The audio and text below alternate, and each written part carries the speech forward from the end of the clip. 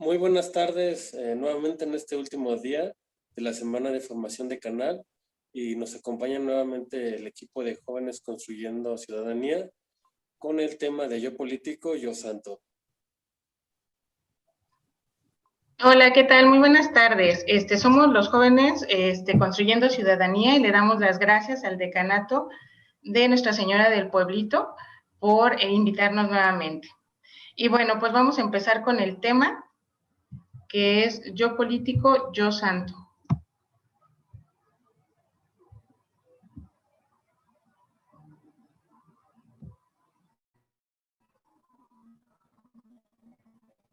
Vamos a empezar con la oración. Es Padre bueno y misericordioso, por los méritos de tu Hijo Jesucristo, por su preciosa sangre derramada por nuestra salvación, apiádate de nuestra nación. Que tu Santo Espíritu la conduzca y solo tu gloria reluzca. Que tú que ordenaste todas las cosas conforme a tu admirable designio, recibe con bondad las oraciones que dirigimos por nuestra patria, a fin que por la sabiduría de sus gobernantes y la honestidad de sus ciudadanos se consolide la concordia y la justicia, y construyamos con paz y un progreso perdurable. Santa María de Guadalupe, que a México elegiste por suelo, envíanos tu consuelo. Enséñanos, Madre mía, a construir ciudadanía. Amén. Santa María Guadalupe, ruega por nosotros. Santo Tomás Moro, por mi país te oro. Beato Anacleto González Flores, por nosotros al Creador implores. El objetivo es, inspirados en cristianos comprometidos en cuestiones políticas, aprovechar la política como un medio para alcanzar la santidad.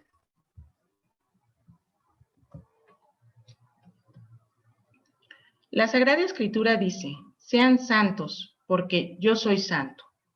Levíticos 11:44, 1, Pedro 1:15, 16. El magisterio de la Iglesia nos enseña que la santidad es la perfección de la caridad. Por tanto, apostémosle a la caridad como camino de santidad.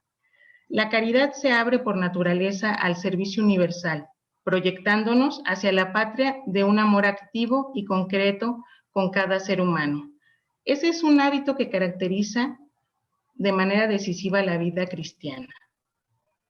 Si verdaderamente partido de la contemplación de Cristo, tenemos que saberlo descubrir, sobre todo en el rostro de aquellos que Él mismo ha querido identificarse. He tenido hambre y me habéis dado de comer. He tenido sed y me habéis dado de beber. Fui forastero y me habéis hospedado. Desnudo y me habéis vestido. Enfermo y me habéis visitado. Encarcelado y habéis venido a verme. Mateo 25, 35, 36. En efecto, son muchas en nuestro tiempo las necesidades que interpelan la sensibilidad cristiana. ¿Cómo es posible que en nuestro tiempo haya todavía quien se muere de hambre, quien está condenado al analfabetismo, quien carece de una asistencia médica más elemental, quien no tiene techo donde cobijarse? El panorama de la pobreza puede extenderse indefinidamente. Si a las más antiguas añadimos unas nuevas pobrezas que afectan a menudo a ambientes y grupos no carentes de recursos económicos, pero expuestos a la desesperación del sinsentido, a la insidia de la droga, al abandono en la edad avanzada y a la enfermedad, a la marginación o discriminación social, el cristiano se asoma a este panorama, debe aprender a hacer un acto de fe, interpretando el llamamiento. Él dirige desde el mundo de la pobreza. Es decir, ya no nada más está la pobreza que anteriormente conocíamos como a lo mejor pobreza económica, alguien que no tuviera sustento, algo de comer, sino también ahorita está la pobreza espiritual, que es donde tenemos también que fijarnos nosotros y saber ser políticos, dar en caridad nosotros, acoplarnos, abrazar a nuestros hermanos y darles pues el beneficio del ser político en esa caridad que nosotros brindamos. Se trata de continuar una tradición de caridad que ya ha tenido muchísimas manifestaciones en los 2 milenios pasados, pero que hoy quizá requiere mayor creatividad por el tiempo en el que estamos viviendo. Es la hora de la nueva imaginación de la caridad, que promueva no tanto y no solo la eficacia de las ayudas prestadas, sino la capacidad de hacerse cercanos y solidarios con quien sufre, para que el gesto de ayuda no sea sentido como una limosna humillante, sino como un compartir fraterno. Por eso tenemos que actuar de tal manera que los pobres en cada comunidad cristiana se sientan como en casa. ¿No sería este un estilo más grande y eficaz de la presentación de la buena nueva del reino? Si esta forma de evangelización llevada a cabo mediante la caridad y el testimonio de la pobreza cristiana, el anuncio del evangelio, aun siendo la primera caridad, corre el riesgo de ser incomprendido o de ahogarse en el mar de las palabras de la actual sociedad, que nos bombardea con comunión y nos somete cada día a ellas. La caridad de las obras corrobora la caridad de las palabras.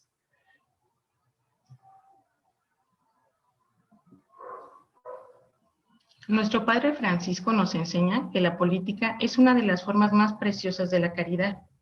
De ahí que los fieles laicos de ningún modo pueden renunciar a la participación en la política.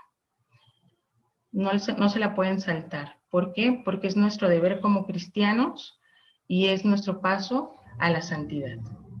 El gran filósofo griego Aristóteles decía: todos los hombres buscan asociarse para permanecer vivos, y que la forma de asociación natural es la familia. Esta es la primera forma de asociación.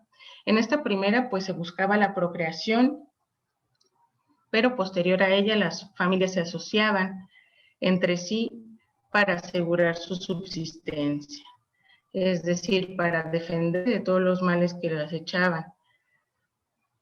De estos clanes de familia surge la ciudad, cuando entre los clanes se ponen leyes comunes para la convivencia.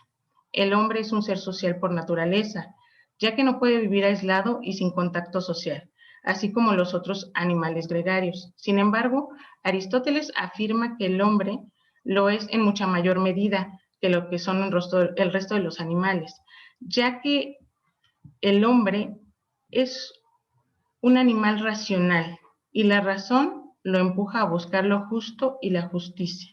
Es una virtud social que solo puede ser encontrada en la sociedad misma.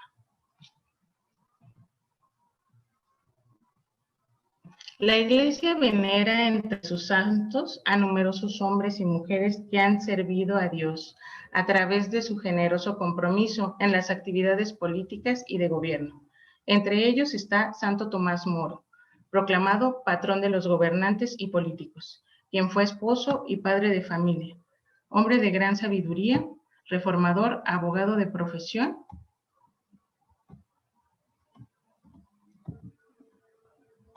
que supo testimoniar hasta el martirio la inalienable dignidad de la conciencia, como lo mencionara San Juan Pablo II en la carta encíclica Motu Proprio. Aunque fue sometido a innumerables presiones, afirmó: con su vida y muerte, el hombre no se puede separar de Dios, ni la política de la moral.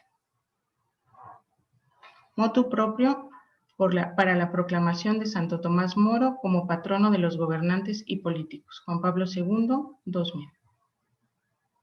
La sociedad requiere de leyes, normas, conductas que rijan el actuar de sus ciudadanos. Por ende, la política entra en juego.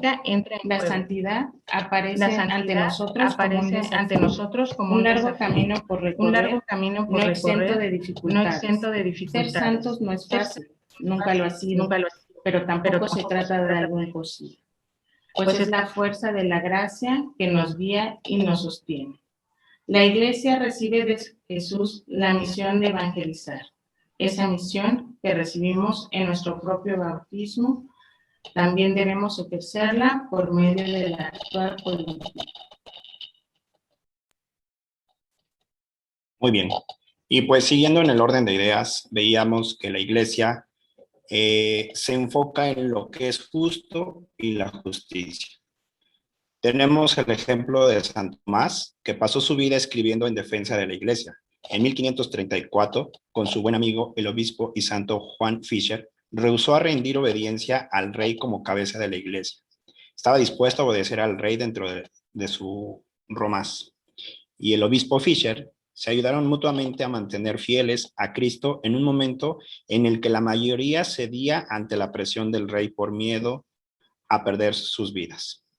Ellos se mostraron en lo que es ser de verdad discípulos de Cristo y el significado de la verdadera amistad. Ambos pagaron al máximo precio, ya que fueron encerrados en la Torre de Londres. 14 meses más tarde, 9 días después de la ejecución de San Juan Fisher, Santo Tomás fue juzgado y condenado como traidor. Él dijo a la corte que no podía ir en contra de su conciencia. En el andamio para la ejecución, Santo Tomás le dijo a la gente, ahí congregada, que moría como el buen servidor del rey, pero primero Dios. Otros modelos de santidad que vamos a observar siguiendo en esta idea de lo que es justo y la justicia, tenemos al beato José Anacleto González Flores.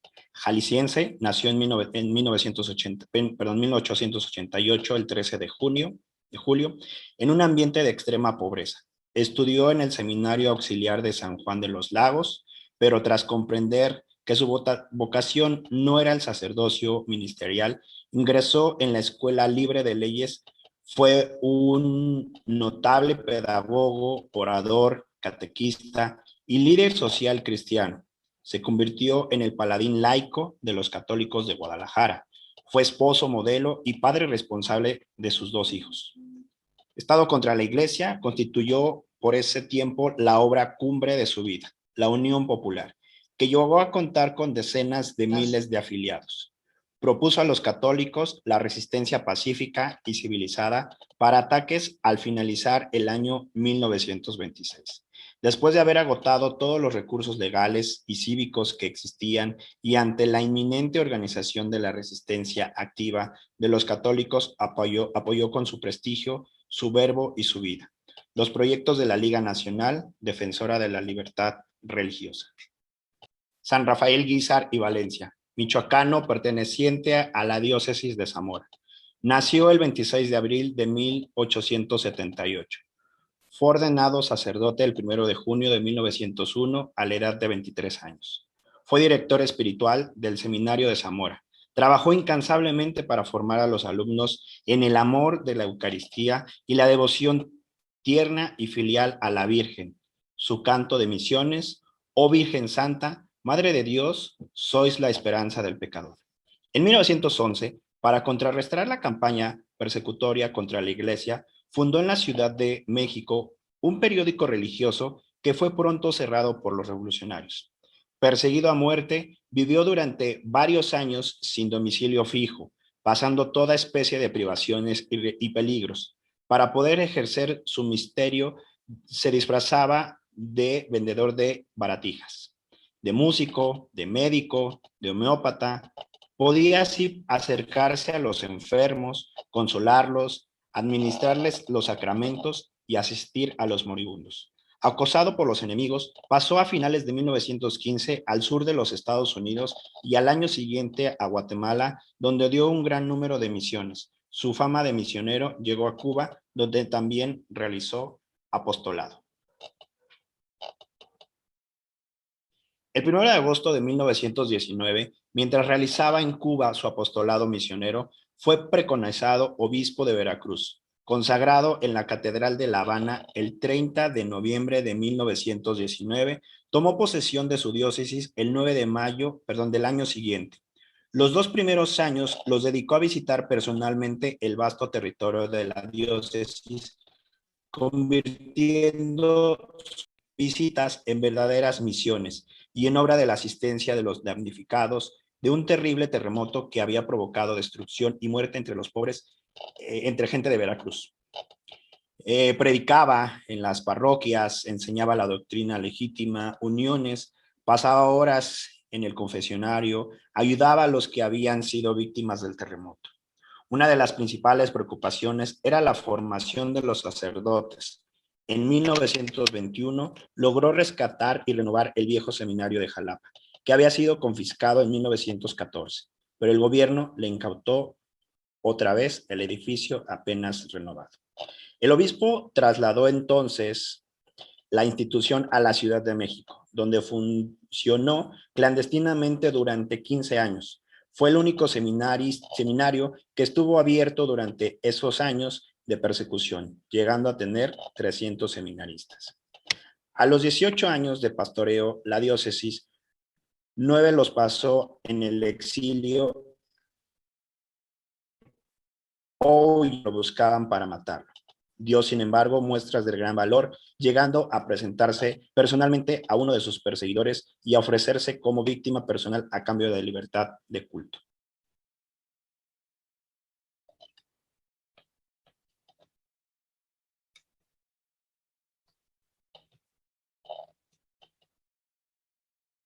En diciembre de 1937, mientras predicaba su misión en Córdoba, sufrió un ataque cardíaco que postró para siempre en cama.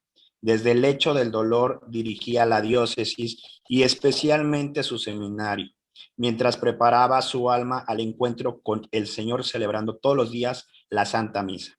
Su grande pasión era la misa, seguida de la misión y la confesión. Murió el 6 de junio de 1938 en la Ciudad de México. Al día siguiente fueron trasladados sus restos mortales a Jalapa. El cortejo fúnebre fue un verdadero triunfo.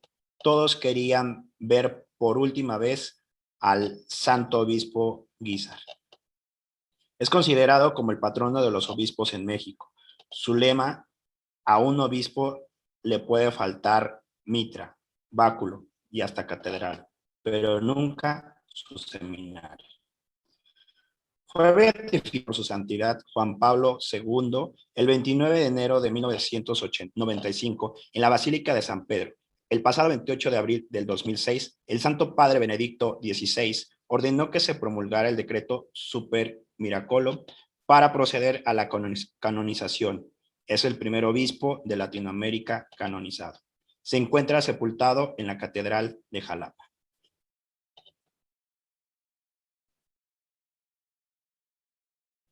Beato Óscar Arnulfo Romero. Fue un prelado salvadoreño, arzobispo de San Salvador 1977 a 1980. Cursó estudios de los claretianos y en la Universidad Gregoriana de Roma en 1937 a 1944. Lo ordenaron sacerdote en 1942. Fue director de Seminario Católico Chaparras TIC. En el 22 de febrero de 1977 fue nombrado arzobispo de San Salvador. Óscar Arnulfo Romero luchó en defensa de los humildes, rechazando la violencia y propagando el amor a la justicia. En 1980 fue propuesto para el Premio Nobel de la Paz. Presidió la Conferencia Episcopal Salvadoreña y fue doctor honoris causa por la Universidad de Lovaina y Georgetown. Fue asesinado el 24 de marzo de 1980 por 4 desconocidos relacionados con grupos ultraderecha en Salvador, mientras celebraba la misa. Las investigaciones concluyeron que la orden final partió del ex mayor Roberto Dawson y fue ejecutada por un sujeto de apellido Cisneros. El mártir salvadoreño, Monseñor Óscar Arnulfo Romero, fue beatificado el 23 de mayo de 2015 en la capital de El Salvador ante cientos de miles de devotos y presidentes de varios países reunidos en la Plaza Salvador del Mundo. La beatificación se concretó cuando la reliquia de Romero, la camisa ensangrentada que vestía el día del asesinato, flores y una palma que significa la victoria de los mártires, fue incensada por el cardenal Angelo Amato, el enviado especial del Papa Francisco.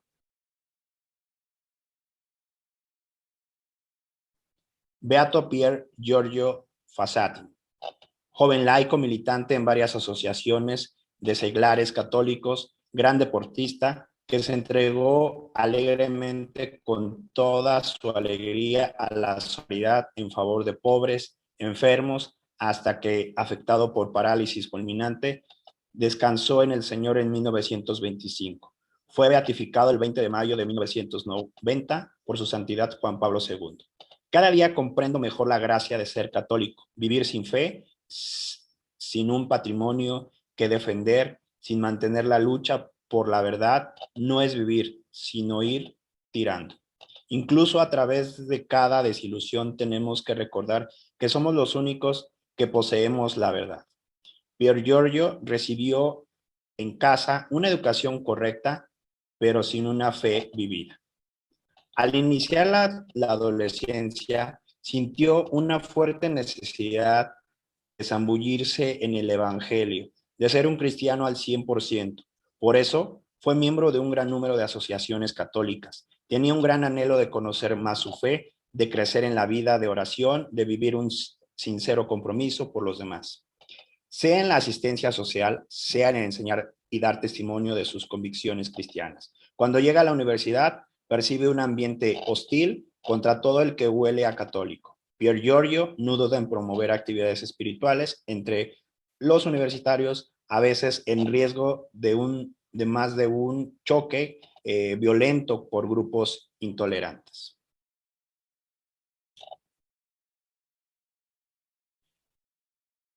En el panel de anuncios de la Universidad de Turín pone un día entre las muchas hojas, folletos que hablan de fiestas y diversiones, un cartel para invitar a estudiantes a la adoración nocturna. Los anticlericales deciden intervenir para arrancar la provocación de Pierangelo. Al llegar, se encuentran ahí delante al joven que defiende enérgicamente a su derecho a expresar las propias convicciones. Al final del panel, queda completamente destruido y el anuncio de Pier Giorgio acaba hecho pedazos. Además del trabajo con jóvenes universitarios, Pier Giorgio quería dedicarse a los más necesitados, a los pobres, a los enfermos. Encuentra también tiempo para acompañar a un sacerdote dominico que da catequesis a los niños en un barrio obrero para defenderle ante los insultos y agresiones de algunos comunistas amenazadores, y no pocas veces llega a los golpes.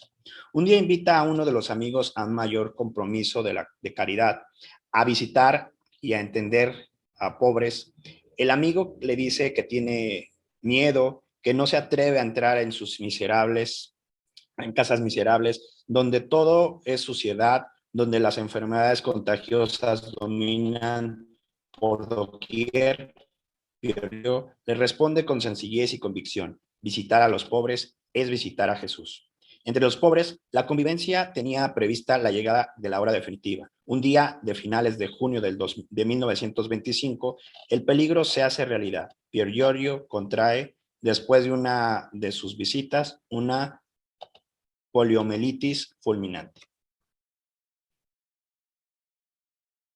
Con humildad y desapego en lo cual había vivido, se enfrentaba ahora en plena juventud a la muerte, o mejor, al encuentro con aquel Jesús que tanto había amado, por el cual había luchado en la universidad y en la calle, entre los pobres o entre los jóvenes de clase media, poco activos en su fe. No resultó extraño su último gesto. Pidió a su hermana Luciana que tomase su habitación una caja de inyecciones y escribió encima de ella la dirección de la persona a la cual había que llevar la medicina. La muerte llega el 4 de julio de 1925. Los funerales se tienen 2 días después. Son una explosión de cariño y afecto hacia un joven que había vivido para los demás. Son también el momento en el cual los padres de Pier Giorgio descubren realmente quién era su hijo. ¿Cuánta gente lo quería? Lo mucho que había hecho, sencillamente, sin aspavientos, en largas horas que pasaba fuera de casa. La vida de Pier Giorgio fue realmente vida, porque amó su fe y porque su fe le llevó a amar y a servir a Jesús en sus hermanos. Sobre su personalidad, Benedicto XVI comentaba: joven como vosotros, vivió con gran compromiso su formación cristiana y dio su testimonio de fe, sencillo y eficaz. Fue un muchacho fascinado por la belleza del Evangelio de las bienaventuranzas que experimentó toda la alegría de ser amigo de Cristo, de seguirle, de sentirse de manera viva parte de la iglesia, a los jóvenes Turín, 2 de mayo de 2010. Y aquí lo que queremos mencionarles es que la fe es como el Wi-Fi, es invisible, pero te conecta con lo que necesitas, que en este caso es Dios. Y casi para terminar, lo que nosotros queremos al mostrarles, al exponerles esto, es que el próximo 6 de junio se realizarán las elecciones. En menos de un mes elegiremos a nuevos gobernantes. Y más allá del importante significado que tendrá este proceso, los ciudadanos, nosotros, jóvenes, los invitamos a que debemos asumir con responsabilidad la tarea de elegir entre los nuevos representantes a fin de que cumplan a cabalidad toda la tarea de legislar los temas urgentes que nuestro Estado necesita para superar los graves problemas que aún aquejan tanto a nuestras familias, tanto a nuestros jóvenes. A elegir buenos representantes, preparados, conocedores de la realidad estatal, ajenos de todo interés personal o de grupo, que en una tarea nos compete a nosotros, los electores, a ustedes jóvenes y a nadie más. No podemos seguir quejándonos o echándonos a unos a otros la culpa de nuestras decisiones. En medida, es imprescindible que nos informemos respecto a los candidatos, quiénes están más apegados, quiénes están más cercanos a la familia, a Dios, a todas nuestras convicciones en todo lo que nosotros creemos. Seamos conscientes de nuestro deber, de nuestra responsabilidad. Así, y sobre todo, aprendamos a respetar también los resultados. Si no nos gustan, si no ganan los que son nuestros favoritos, la democracia supone convivencia, supone diálogo, discernimiento. Recuerden una frase que hace un momento escuchamos, que es lo justo, lo que es justo y lo que es justicia. El respeto por las diferencias. Si optamos por descalificar a cualquiera o a la mayoría de los candidatos que otros eligieron, estaríamos caminando por la peligrosa vía de la intolerancia. Aprendamos a vivir en democracia, a respetar la voluntad, la mayoría y sobre todo a asumir un compromiso con nuestro país, con nuestra sociedad y sobre todo con nuestro Estado, a través de una elección seria, responsable y meditada. Es nuestra responsabilidad. Y bien, para finalizar. Bueno, y así con este tema, Yo Político, Yo Santo, cerramos esta semana de formación que esperamos de abundante fruto. Y agradecemos al equipo de jóvenes Construyendo Ciudadanía la valiosa información que nos han compartido el día de hoy. Que Dios sea su recompensa. Muchas gracias a todos. Buenas noches. Dios los bendiga. Bendecida noche. Excelente noche.